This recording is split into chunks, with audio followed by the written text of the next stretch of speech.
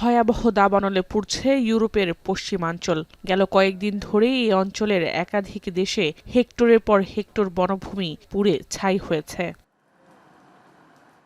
জুলাইয়ের শুরু থেকে স্পেনের উত্তর পূর্বাঞ্চলে দাবানলের তীব্রতা বাড়ছে। পুড়ে গেছে প্রায় ২৫০০ হেক্টর বনভূমি। বনাঞ্চল থেকে ধীরে ধীরে আবাসিক অঞ্চলে দাপট দেখাচ্ছে আগুন। হতাহত হয়েছে কয়েকজন, ক্ষয়ক্ষতি হয়েছে বাড়িঘর। এই পরিস্থিতিতে অন্যত্র যেতে বাধ্য হচ্ছেন অনেকে। I'm sure there's a home to go to, be positive. And then we just need to go and pick up where we left, really. Get on living. And find the cats, make sure they're okay. স্পেনের দাবানল নিয়ন্ত্রণে কাজ করছে ১,০০০ দমকল কর্মী। Helicopter সহ ২৮০টির বেশি যান রয়েছে সেখানে। এরই মধ্যে সেখানকার প্রায় ৭০% আগুন নিয়ন্ত্রণে এসেছে বলে জানিয়েছে দমকল কর্মকর্তা।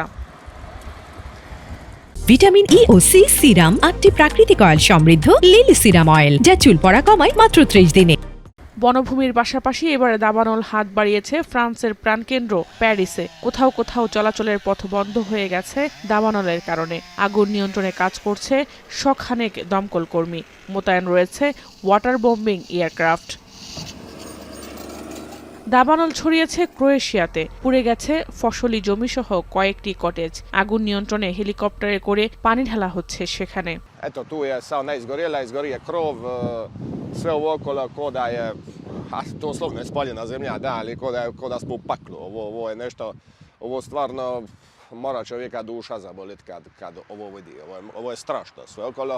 ফ্রান্স, স্পেন ও ক্রোয়েশিয়ার পাশাপাশি যুক্তরাজ্যের লাঙ্কশায়ারের ডারওয়েনের দূরবর্তী এক বিস্তীর্ণ তৃণভূমি এলাকায় দাবানল থেকে দেখা যাচ্ছে ধোঁয়া। আশপাশের বাসিন্দাদের নিরাপদে থাকার নির্দেশনা স্থানীয় প্রশাসনের। জাহানারা ভুঁইয়া, এখন বিশ্ব।